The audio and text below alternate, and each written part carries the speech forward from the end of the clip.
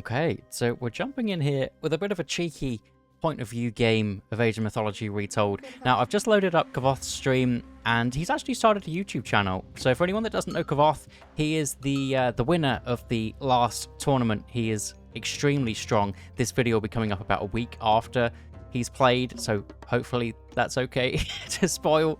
But he is an insanely strong player, winning his second S-tier tournament. And he saw that I was in the chat, so he started to play Loki. So about 2 minutes in, I was like, why not just cast this game while he's doing it? He says he actually never plays Loki, and while he was in the tournament, he got an achievement for dropping spy for a certain amount of times. It's like 10 times or whatever it is. So he's not a Loki main, but he is obviously just one of the best players currently playing, if not the best. So we'll see what he's doing. I will link his YouTube channel below. He's literally just started it. It's a big Twitch streamer though, so if you want to check him out on there, that's also good. He's playing up against Izamato, featured on the channel quite a lot. Izamato, another streamer. Both of them actually streaming right now as I record this one. The map is Snake Dance. He said he would only play Loki if it was a good map for him, and this is not a good Loki map. It absolutely sucks because your berserk gets stuck on the cliffs sometimes, and you just you lose the game. It's happened to me before, and you know it is what it is. Bugs be bugging. Maybe it's fixed since then, but I don't know. But anyway, improves line of sight is the only relic that he's found so far. Berserk's going to come down here. He's also playing the new Loki picture, which is like faking to be Thor. So don't let that confuse you during your games, because Loki's the trickster god. He's playing tricks on people. And that's that's what's happening there. He's also going a really funky build. So he's got 3 dwarfs over here and an extra gatherer, because he's going for a 4th dwarf and a berserk coming in here. And this is exactly when I decided to load up the game, because I was like, wow, second berserk as Loki is not something that you really see. I think some players, when they get second berserks, they like to get them right at the start of the game. It does push back your eco kind of a lot, but not kind of a lot, but they take 9 seconds to train. So you kind of lost out on the villager coming out 9 seconds later. But he's building this one so he can get the temple back at home. And this boy that's over here can carry on scouting. As we said, the map is Snake Dance. And Snake Dance is, because of all these kind of little passages and little hills and cliffs and things, it takes ages to be able to scout the map. So what I often find when I'm Loki is I do some kind of oval shape where I go look at the enemy base, I drop spy, then I'm able to get back, drop my house, drop my temple, and that's it. And Kavoth would have been able to do the same. And he's actually walling off this second town center from Izamato already, which he wouldn't have been able to do if he had the only one berserk, because you would have had to build your temple forward. So I actually love this build. Ah dear. Kavoth, he's just always doing his own thing, and he is going Heimdall also. Heimdall, obviously very popular pick during the tournament. Heimdall, the one thing that two things that you're missing from going Heimdall rather than going Forseti is you get no healing. So Healing Spring is very potent, such a good god power. I think people think it's bad because it's just healing in one spot, but all of my game plans that I do with Loki basically revolve around that Healing Spring. And the other thing is you're stuck with 4.8 speed Hersers. And old Egil One Hand is going to be going to get that improves line of sight, which that plus the Loki line of sight, he's basically going to have map hacks on this map. It's going to be absolutely ridiculous. Already walling up. He's against Shenong. Didn't mention that from the Izamato side. He is Shenong, and it's such a hard matchup for Loki. Shenong and Set are my worst 2 matchups when I play Loki. The Yutz is coming through, and this is the exact reason. The lightning weapons is so tough to deal with if they're just coming at you full force. But nice bit of micro coming through from the Einhri. Bit of better micro coming through from Izamato, where he gets out with after only 1 shot taken. You kind of have to do that because it freezes in its own spot there, and then there will be a Great Hall. I like this Great Hall being underneath the town center range. It's only this tiny little corner. He was going to put it here, but if the Dow Swordsman or the Fire Archers or whatever come out, then they are going to be damaging that one. Fortunately, Einhri is a little bit too far away to get that one, but I respect the play. It's also another tiny little wall going where the Berserk is. Yatza coming over this side. And the full wall is nice. There needs to be one more on this side, and then he is fully walled in, and the Yatza will not be able to get out. Well, I mean, there's this big gap here, but, you know, essentially won't be able to get out. Hasn't actually looked in Izamato's base yet, which is interesting. Normally it's just the Loki game plan just to run straight in. But maybe when you're playing up against the Chinese, you just know what they're going to go up for when you are Loki. Or Norse in general, they're probably going to go for some kind of classical fight. He's already walled off the town centre and knows that that isn't the option. It'd be very rare to go for a town centre against Loki. I wouldn't advise it. Unfortunately, the Berserk is going to run in and needs to do some jukes. I don't know whether he will be able to juke out of this. Nope. Too close to the town centre and unfortunately loses his Berserk and will probably be walling up on this side. Or maybe just going to check the corner just in case there was like a relic or something hidden in that corner. And the fire archers are just coming through. And this is why it's tough. It's so hard to deal with the fire archers. You need raiding cavalry. And then what Izumato will build as well is the halberdiers. And halberdiers and fire archer combo is just so tough to deal with. If you are Frey, then you can build Huskarls, and the Huskarls are pretty good because there's no big counter to the Huskarls. The best option they have is Fire Archers, and the Huskarls have like 60% pierce armor. Unfortunately, going to be throwing away a raiding cavalry. Do you like the Watchtower upgrade though? That is nice because there's no Dow Swordsman in, so it's going to take ages for the Watchtower to go down. Also getting a house wall in front of it, so the halberdiers can't surround it because they have such low base damage as well. And then here we go, Safeguard. Safeguard first. So Safeguard is something that we don't see too often, but it is Sentry Tower, what is it? Hit points, wall hit points, and everything that costs gold in a building gets half price. So this would be 50 gold per Watchtower instead. The wood stays the same, but it's the same for hill forts and hill forts, temples, and town centers. This is what I like to do too, is rather than fight the army head on, is just try and go for little raids. Even raids on enemy units is nice. It's like Izumato didn't notice that one. I thought he was running towards the tower. So nice pick off from Kavoth, also spying the villagers on this berry bush. Down this bottom side there was some red units that we saw, but he didn't decide to go in. And now Izumato is going to react to these raiding cavalry. And this is kind of what I mean. I mean, the wall was so nice. That's kind of what I mean about if he was Forsetti here, these guys could come back, heal up, whereas now they're so low HP, they're not going to be able to kill anything off. Unupgraded Raiders, when there's only 2 of them, they just straight up suck. Raiders are not the unit. They are slightly better with Loki in terms of doing extra bonus damage versus the Archers. Okay, he is being annoying. Just getting a little bit of favor from this, because this guy will probably go down. But in terms of the others, I mean, all the others have access to Freya, and they are just better anyway, the Freya units. You can't be so annoying with these. They're so quick. Looks like 2 more Raiders trying to come in. It's also walls coming up absolutely everywhere. And forcing the villagers away with just these 4 raiding cavalry. There was, you know, those 2 from earlier. Wow. Nice play. Because the army for Izumato is so slow. And this has basically just blocked him off. This Watchtower, which perfect placement. Not that Kavoth chose where it went, but he did have the heads-up play to get Watchtowers. He can build another one for 135 wood, 50 gold if he wants to. But I feel this is just in such a good position. And the walls. I'm going to steal this wall. I'm going to steal the Kavoth wall. There's also a very low HP peasant. Spy coming in clutch. Don't go after the one with the spy. You want to attack something else. You want to attack the low HP dudes. Unfortunately, not looking. Does manage to get one though, because the peasants are so low HP compared to other civilizations. There, raiding cavalry are going to run away, and a settlement is going to be the play. I don't know about the settlement. I tried this the other day after doing a little bit of aggression into second TC, and you kind of get hit by a timing, which is coming right now, unfortunately, for Kavoth. He didn't spend too many resources on it compared to what he could have, but it is basically going to go down anyway, so that is a big win for the Shennong player. Unfortunately, too long left on that guy. But Kavoth doesn't lose his units. That is good, but needs to do some more damage villager-wise to really get something done. Just wants to avoid this army, which he definitely can do with all these walls. He can just ring around the Rosie style. I think this Berserk will probably get caught out unless he deletes the wall, but you don't really want to do that. Going up this side, temple improvements are cheaper. He is going to probably grab. Yep, does see that one. It's going to say if it's like a bad relic, it's not even worth wasting your time. But this one, why not grab it?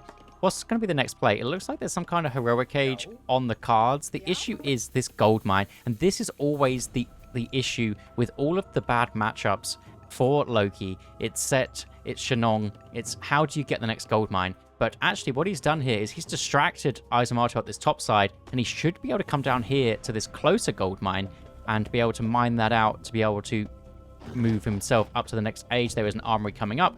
There is 11 goats in here, and these walls are just so distracting. It doesn't even cost that much to put these up with safeguard either.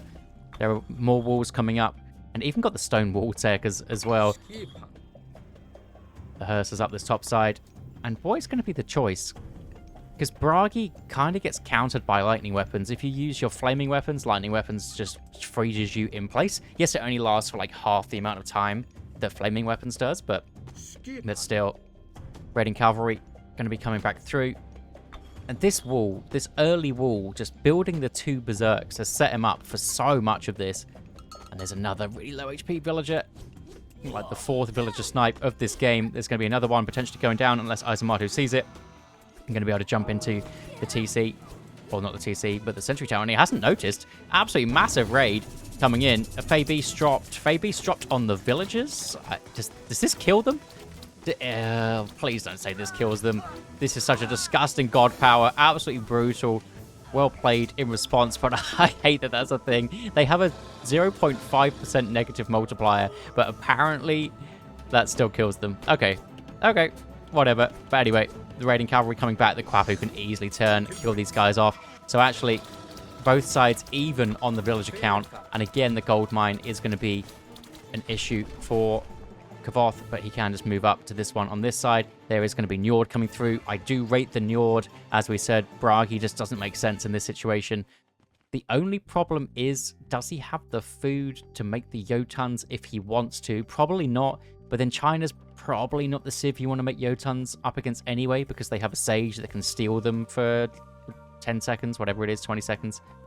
So, not ideal, because Jotuns... Anything with a big special ability, basically, is the one that you're going to want to be stealing with that sage. Also noticing that there is a second town center coming up. But Izumato, both players here with just so few villagers. And as just the perfect spy, he's going to be able to deny this one as well. Can he even go after the villagers? Maybe even waiting slightly would have been a nice play just to get maximum damage, but I don't think it really matters too much. Looks like these Walking Woods don't know what they want to do.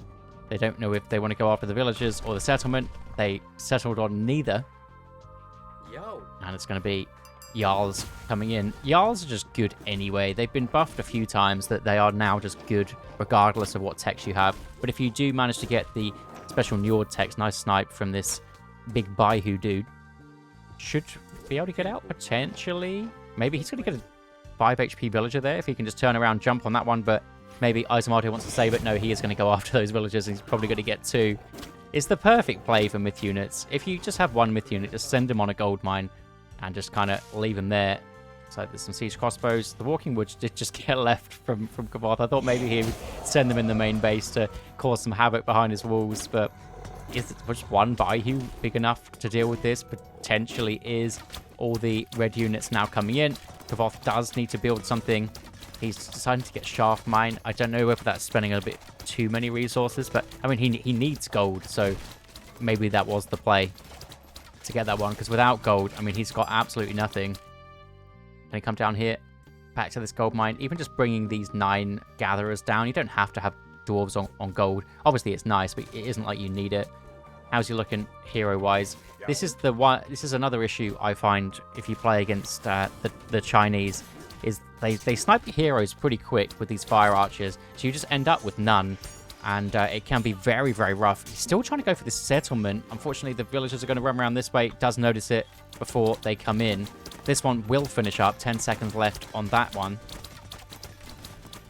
And actually a Baolei coming up over here to secure Izumato's gold mine. Does make sense for him. Kavoth still playing his wall game, and the town center is up. Did Izumato notice that? I know we're watching from the perspective of Kavoth, but yes, he did. The wall's just going to go back up. But he is now on this gold mine. Unfortunately, these gatherers getting a little bit confused. It is what it is. I think the gatherers from here did actually move down there. Where are his dwarves? Where are his dwarves?